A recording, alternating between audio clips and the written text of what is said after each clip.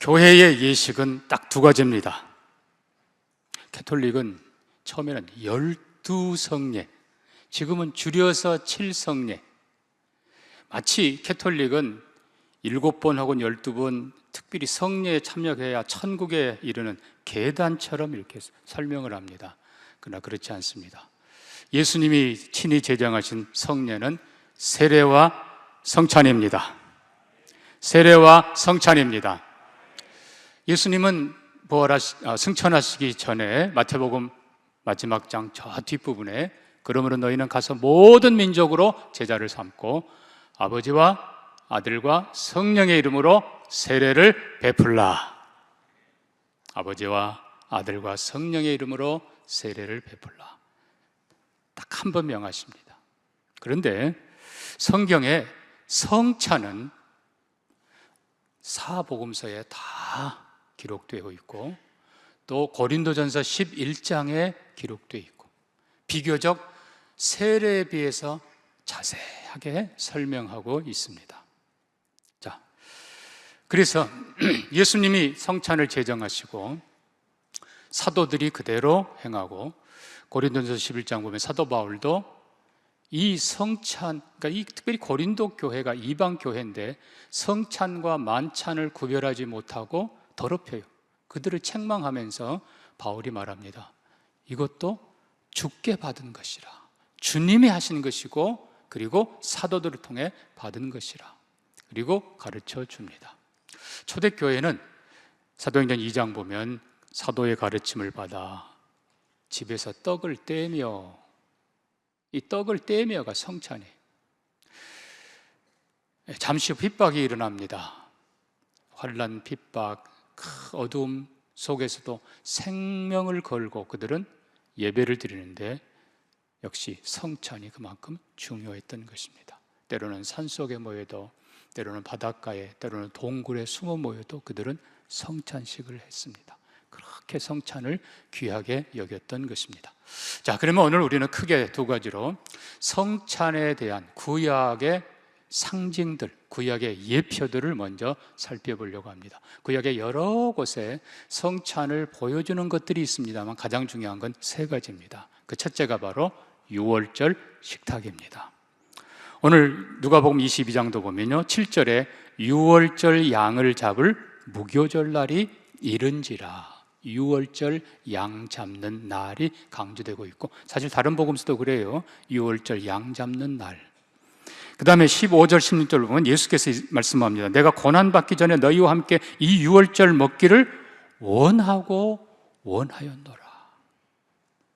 그러니까 이 유월절 식탁을 예수님은 실은 본문의 17절 8절도 유월절 식탁이에요. 그리고 나서 또 떡을 가지시고 저녁 먹은 후에 잔도 이와 같이 하시고 성찬을 제정하십니다. 자, 그러면 우리가 유월절 식탁으로 돌아가 봅니다. 출애굽기 12장 말씀을 먼저 봅니다. 출애굽기 12장, 너희는 이 날을 기념하여 여호와의 절기를 삼아 영원한 규례로 대대로 지킬지니라. 이래 동안 무교병을 먹고 그리고 누룩제하고. 자, 이 유월절 여러분 아시다시피 출애굽할 때 10번째 재앙, 하나님이 애굽의 모든 장자를 치실 때에 이스라엘의 백성들, 하나님의 말씀을 믿고 따르는 자들은 어린 양을 잡아 가족 단위로 그 양의 피를 문설주에 바르고 그리고 그 양의 고기를 구워 먹으며 그리고 누룩 없는 깨끗한 떡을 먹고 그리고 쓴 나물을 통해서 어린 양 혹은 장차 올 메시아의 고난을 기억하면서 이게 첫 유월절이었습니다.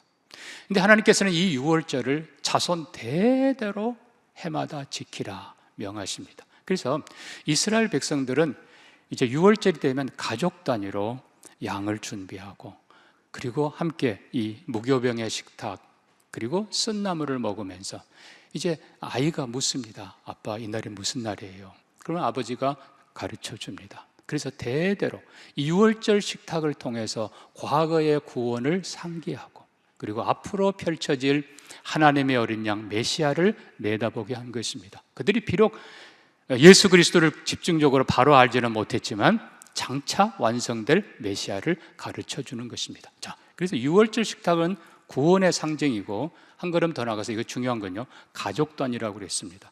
그래서 성경은 주 예수를 믿으라, 그리하면 너와 내 집이 구원을 얻으리라. 가족. 여러분, 가족이 다 이 식탁에 참여하기를 축복합니다. 자, 이 유월절 식탁, 이거는 가장이 제사장이에요. 여러분, 가장들이 참 이 역할을 잘 하셔야 됩니다.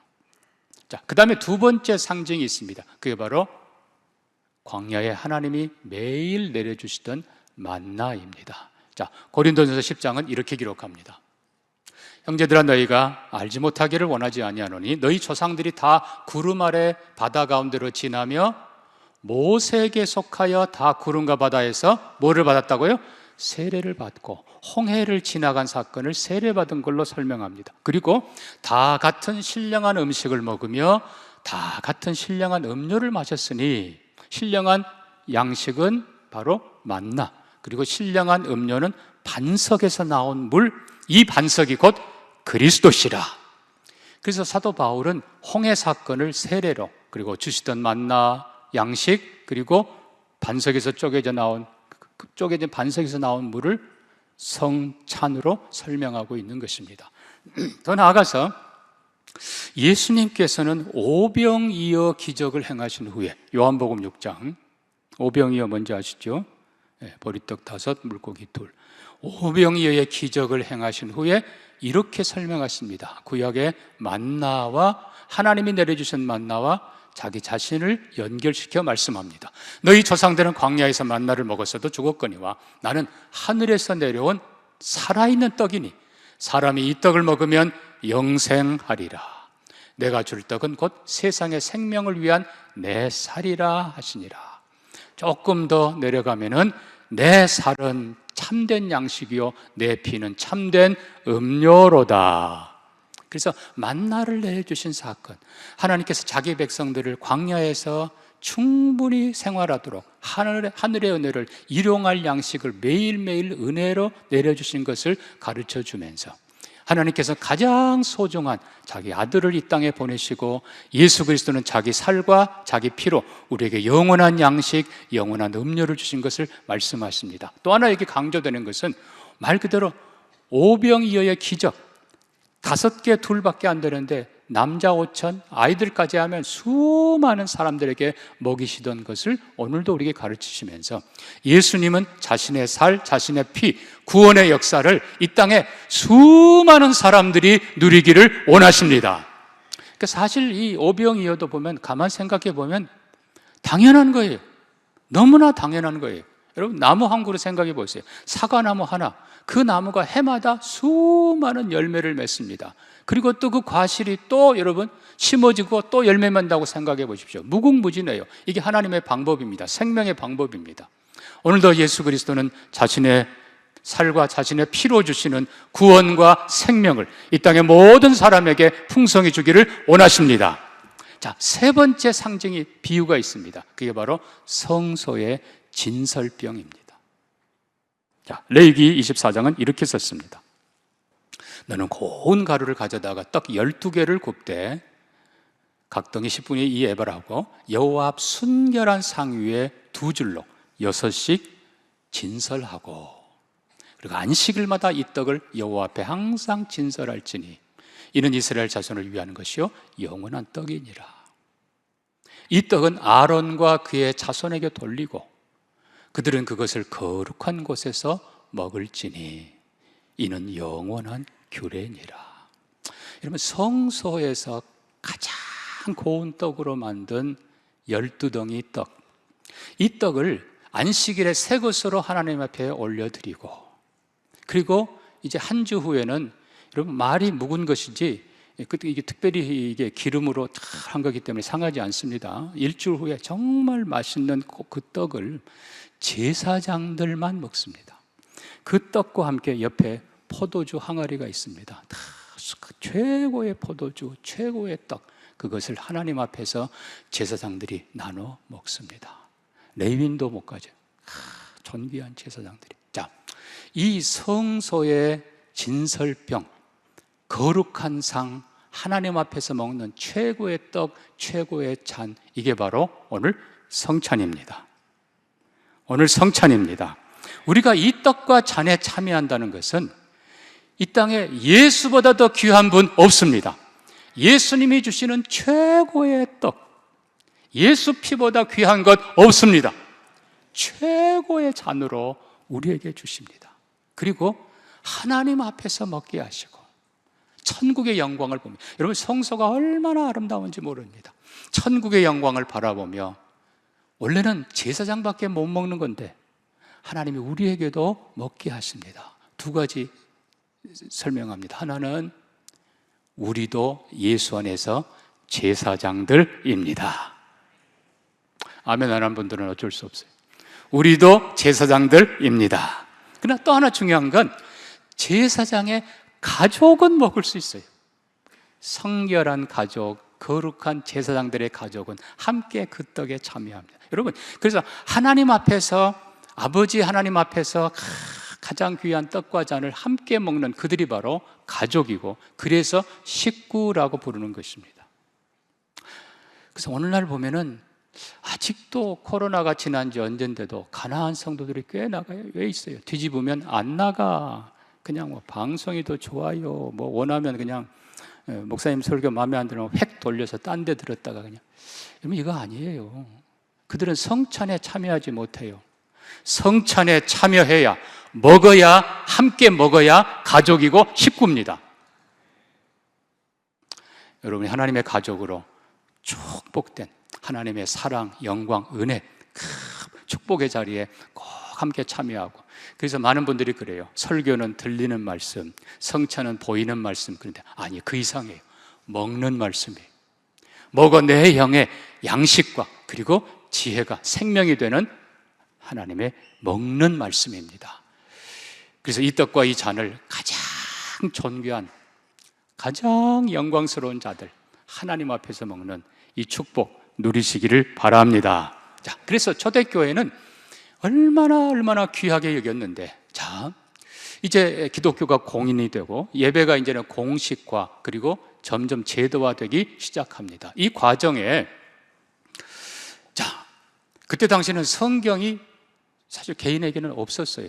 그래서 이 초대교회사 예배의 기록들을 보면요, 두 개의 입장이 있습니다. Two entrance. 그래서 성도들이 함께 모여 찬송하고 기도하고, 자, 이제 말씀 듣는 시간입니다. 그러면은 두루마리 성경을 탁 들고 이제 들어옵니다. 물론 뭐 성직자가 올 수도 있고 옆에 다 성경이 입장합니다. 성도들이 다 일어나서 하나님의 말씀을 기다립니다. 그러면 두루마리 성경을 쫙 펴서 읽어주고 그리고 간단히 설명합니다. 그리고 나서 이제 두 번째 입장이 있습니다. 바로 성찬이 입장합니다. 자, 성찬이 또 입장할 때 성도들이 또 일어나서 더 받습니다. 자, 그런데 문제는 이게 세월이 가면서 캐톨릭이 점점 제도화되고, 그리고 결국 교황 제도가 생기면서, 여러분 기억하십시오. 교황 제도가 생기면서 이제는 이 캐톨릭이 완전히 성전을 모델로 해버립니다. 이미 성전은 AD 70년 파괴되고 없어요. 개신교는 회당의 제도를 따릅니다. 바울도 회당에서, 예수님도 회당에서 가르치셨어요. 그러니까 성전은 구약 제사 중심이고, 그리고 회당은 말씀 중심이에요. 근데 이 캐톨릭은 성전의 제도를 따르기를 선언해버리고, 그리고 교황 제도, 교황을 세웁니다. 결국 교황은 성전의 제도를 치면 뭐예요? 대제사장. 그리고 일반 신부들은 제사장들. 그 성전이란 말은 뭡니까? 성이란 말은 반대로 속이 있다는 거예요. 성, 속을 구분해서, 옛날 성소, 지성소 구분했던 것처럼, 그래서 일반 평신도가 못 올라오는 거룩한 자리, 거기는 신부만 서는 거예요. 성직자만 서는 거예요. 가뜩이나, 자, 중요한 건요, 이걸 넘어서는 거예요. 그래서 옛날 대제사장보다, 제사장들보다 우리는 더 높다. 왜요? 옛날 제사장들은 양과 소, 짐승으로 제사 드리던 사람들인데, 이제 자기들은 예수 피로, 예수 살로 제사 드리는 사람들이라는 거예요. 그러니까 이게 성찬이 제사적화 되는 겁니다. 그래서 교황은 아까 말씀드린 대로 이제는 대제사장보다 더 높은 사람, 예수님 대리자. 그리고는 뭐 성경에 없는 걸 가르치기 시작하면서 마리아가 예수님 동정녀, 예수님 낳고 그 다음에 결혼 안 했다는 거예요. 그리고 나중에 올리더니 마리아 승천설 가르쳐요. 나중에 또 교황 무엇을 가르쳐요. 교황이 오류가 없대요, 교황은. 그리고 아주 그냥 성직자들은 결혼 안 한다고 그냥 기고만장하는 거예요. 그리고 온갖 죄는 다 지으면서, 그리고 성당을, 우리는 교회를 예배당 그렇게 부릅니다만 성당을 짓기 위해서 온갖 것들을 이제 만들어내기 시작합니다. 면죄부 판매하고, 여러분 알다시피 성직 매매하고, 그러면서 그냥 온갖 타락의 것을 해갑니다. 자, 이 과정에서 성직자를 높이는 두 가지 기가 막힌 걸 만들어냅니다. 그 첫째가 바로 고해 성사 제도입니다. 그러니까 그럼 말이 됩니까? 작은 죄는 스스로 하나님 앞에 용서 구해라. 그러나 큰 죄는 사제에게, 신부에게 고해받고 그러면 용서 하나님이 해주신다. 이게 바뀌었어야죠. 이게 말도 안 되죠. 그러니까 신부는 모든 사람들의 죄를 다 알고 있어요. 그러니까 신부 앞에서 그냥 꼼짝을 못하는 겁니다. 우리도 한번 해보면 안 됩니다, 우리는. 자, 또 하나 만들어냅니다. 그게 바로 성찬을, 신부가 기도를 하면 진짜로 예수님의 살과 피로 변한다는 화채설을 강조한 것입니다. 예, 초대교회 예배에 그런 기록들이 있어요. 이제 성직자들이 떡과 잔을 들고, 성도 여러분, 이 떡과 잔을 예수님의 몸과 피로 받으시기 바랍니다. 그런 표현들이 있어요, 사실. 근데 이걸 완전히 그냥 이교도의 신비주의까지 총동원해가지고 신부가 기도하면 진짜로 예수 살로, 진짜로 피로 변하고, 그거 보고 안 믿는 사람들은 이제는 뭐 이단 취급하는 거예요. 자, 그래서 영어로 transubstantiation, trans는 본질이 바뀐다는 거예요. 본질이. 자, 이거는 한마디로 말하면 성직자를 높이는 것이지 성경에 있는 게 절대로 아닙니다. 그래서 마틴 루터가 종교개혁을 하고 나서 이거는 아니다, 이거는 신비주의고 성경에 이런 거 없다, 진짜로 예수님의 살과 피로 그게 바뀌는 게 아니고, 이제 마틴 루터는 공제설이라는 것을 강조합니다. 공제설은 영어 표현으로 consubstantiation, 함께, 그러니까 예수의 살과 피로 진짜로 변하는 게 아니고 예수의 살과 피가 신비하게 거기 임한다, 그렇게 가르칩니다. 그러니까 좀 괜찮은 것 같은데도 여전히 신부를 강조, 이 성직자를 강조한 것입니다. 성직자가 기도할 때 그렇게 된다. 자, 종교개혁자 중에 아주 극쪽에 급진적으로 그쪽에 속한 사람이 한 사람이 있습니다. 즈윙글리, 이름도 지트. 이 즈윙글리가 아니다, 화채설은 이건 신비주의고 이거는 비성경적이다, 성경 봐라, 예수님이 이것을 행하여 나를 기념하라 하지 않았느냐. 그래서 기념설을 철저히 강조합니다. 기념설, 메모리얼리즘, 혹은 이거는 상징이다, 심볼리즘. 그러니까 성직자는 아무 상관없다. 이 떡과 잔을 받는 사람이 믿음으로 받을 때에 예수님의 은혜가 그에게 임한다. 여러분, 아멘 하면 안 돼요. 아멘 하면 안 된다니까. 자, 극과 극은 항상 문제입니다. 여러분, 성찬이 얼마나 중요한 건데 다 빼버리고 기념만 하라. 여러분, 구약에 말씀드린 대로 그 귀한 의미들이 다 사라져버리고, 예수님이 그 떡을 잔을 들고 내 피라 내 살이라 하셨는데 이걸 뭔가 설명을 해줘야지. 그냥 기념하라, 그리고 성도들 각자에게 맡기자, 이건 아닌 거예요. 그래서 이제 칼빈 목사님이 이 모든 것을 정리를 합니다. 자, 칼빈 목사님은 종교개혁 신학적으로 완성한 분이시고, 특별히 성찬론에서 우리에게 확실하게 성경 그대로 가르쳐 주십니다. 자, 제가 두 가지 힌트를 먼저 말씀드립니다. 고린도전서 12장 13절을 먼저 봅니다. 우리가 유대인이나 헬라인이나 종이나 자유인이나 다 한 성령으로 뭐를 받았고요? 세례를 받았고 한 몸 되었고, 또 한 성령을 마시게 하셨느니라. 결국 이 켈빈 목사님은 아까 제가 말씀드렸던 구약의 성경의 성찬의 예표들, 유월절 식탁, 광야의 만나, 예수님이 유월절 그 양 그날 죽으시면서, 여러분 유대인의 우리가 생각할 때는요, 예수님이 목요일 저녁 성찬을 제정하시고 그리고 붙잡히시고 금요일 오전에 십자가 못 박히십니다. 우리 시간으로는 다른 날이지만 유대인의 시간은 하루가 해질 때부터 다음날 해질 때까지입니다. 그러니까 유대인들의 양 잡는 날은 예수님 성찬 제정부터 시작해서 십자가 죽으시고 장례할 때까지가 하루입니다. 유월절 양 잡는 날 같은 날입니다. 이거는 여러분 아멘 하셔야 돼요. 아멘입니까? 같은 날이에요.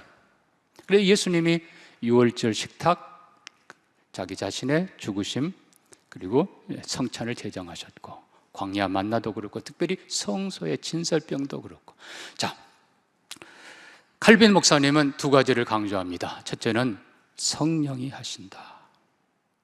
여러분, 성찬의 주체는 성직자도 아니고, 그리고 성도도 아니고, 언제나 중심은 예수 그리스도이시고, 아까 우리가 고린도전서 말씀 본 것처럼 성령이 우리로 한 세례 받게 하시고 성령이 우리로 함께 먹고 마시게 하십니다.